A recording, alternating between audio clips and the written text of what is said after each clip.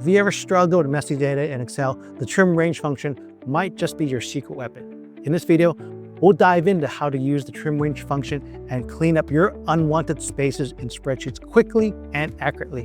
Whether you're dealing with extra spaces causing errors or just want to polish professional data, this guide will walk you through each step in a clear and practical way. You don't need to be a formal expert. We'll keep it straightforward and practical.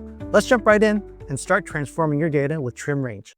So when we're talking about trim range, it's excluding empty rows or columns from the outer areas of the array. This is an example of what you can use it for.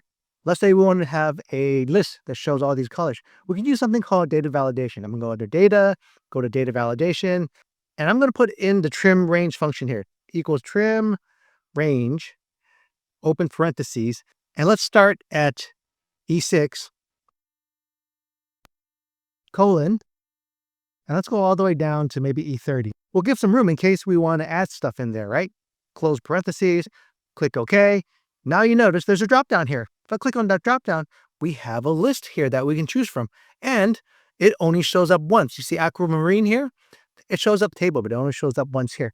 And the nice thing about it is if we add stuff here, it's going to show up in this drop-down. Let's make this drop-down a little bit more noticeable. Let's say I'm going to add some extra data here. Put some data here, maybe 2 extra names. Control V, I'll put some 2 extra names here. Yellow, crimson. That should show up now because there was no yellow previously. Now we have a yellow here at the bottom and a crimson because it didn't show up. So that's the way we can use trim range, because what it does is it makes it easier to populate our list and also gives it unique values here. But what exactly does it do? Well, if I use the trim range function here, I'm typing trim range and select that. And my range is here. I'm just going to select from here to here. What it's going to do is it's going to exclude anything that's outside of the range here. If there's no text or strings here, it's going to exclude everything. So it's just going to give me this part from first name here all the way down to that 10. Let's make it more apparent. I'm going to put it up here in cell L1 so it makes it a little bit neater. Type equal trim range, press tab, and for convenience, I'll just select column D to I. Press enter. And now you notice anything that's blank above here, the rows here and the rows below don't show up. Let's make it even more interesting. Let's select from C to J.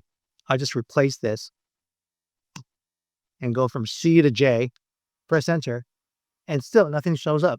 And by default, trim range is not going to include anything above, to the sides, or below, right?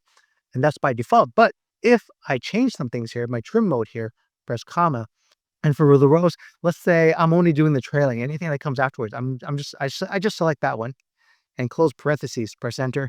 You'll notice now I've got these extra rows here because it's ignoring these.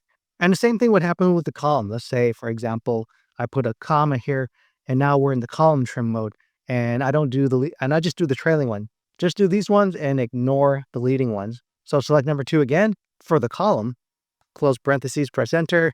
Now you notice that it has ignored these. So it has put those values in there. Let's go back and accept the defaults. I'm going to delete that and press enter. We have our values back here. Let's auto fit this. Select my columns, double click, and my columns, you select it. But did you know that there is another way, or a shortcut way, to do this trim range? There's something called trim references, and it's just a shortcut way of saying this. Let's say I delete that and I do CJ again, and it's going to show everything. But to simulate the trim range function, all you need to do is put a dot. The dot before the colon, that will trim leading blanks. And if I put a dot after the colon, that will trim trailing blanks. So anything that's trailing here, anything that's leading here, whatever occurs before the colon, press enter. It's going to do the exact same thing as the trim range function. So it depends what you want to use. And now you might think, well, why don't I just use a table function? But sometimes in your different use cases, you might not be able to use a table function, or if there are certain formulas like dynamic arrays, you might not be able to use them. So there might be a way for you to incorporate the trim range function. I had a total column here, and let's do this over. So I'm going to click delete. Let's put total here. And maybe I just wanted to multiply these set of rows by that set of rows, quantity times cost, right? So I'll do like this, and I'm anticipating maybe there's going to be any additional rows that are going to occur later on. So I'll do that, multiply by the cost here, press enter, and it's going to give me my calculation. But it's got these zeros here because there's nothing in here yet. what we can do to future-proof that is to put our trim range functions wrapped around these. So this one, we'll put a trim range, select that, close the parentheses here, and we'll do the same thing here. Trim range, press tab, close parentheses here, and now you see those zeros disappear. And in the future, if we had any data to add to this, let's say, for example, added some data here, it calculates all the way down to here, the ending here. So that's what trim range can do for you. It just makes it a little bit easier for you to future-proof things. So let's go with another example. Let's say we want to group by size and then count up the quantity, but we know it's going to increase later on. So what we can do is use a function called group by. And what are my row fields? We'll go from F6 and we'll future-proof this. Maybe go to F39 here. And the values are going to be from G6 to G39. What do we want to do? What function do we want to do? We want to sum it. We want to add the quantity. We want to group by all the medium sizes. How many are there? So I'll just click sum and close parentheses, press enter.